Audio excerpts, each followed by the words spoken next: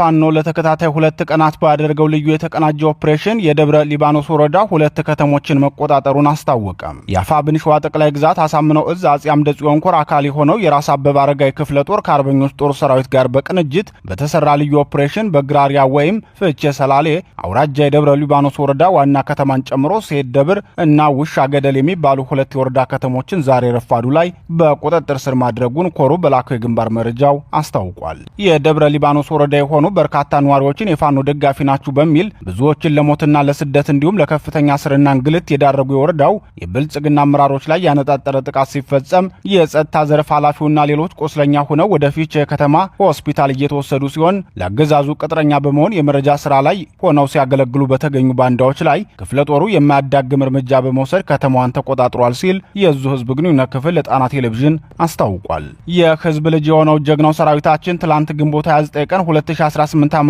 ጀምሮ እስከ ዛሬ ግንቦት 30 ቀን 2018 ዓ.ም እኩለ ቀን ድረስ በሞርተርና ዙ 23 ታጅቦ ከገጠመው አገዛዝ ጋር ባደረገው ልዩ ተጋድሎ ከተሞችን ሲቆጣጠር እስከ ጫጋል ከተማ ድረስ አድማሱን ባሰፋው ውጊያ ሽንፈቱን የተከናነበው የብልጽግናው የግለሰቦች ታዛዥ ዘራፊ ሰራዊትና ጥምር ጦር ወደ ፍቼ ከተማ መፈርጠጡን እዙ በመረጃው አረጋግጧል።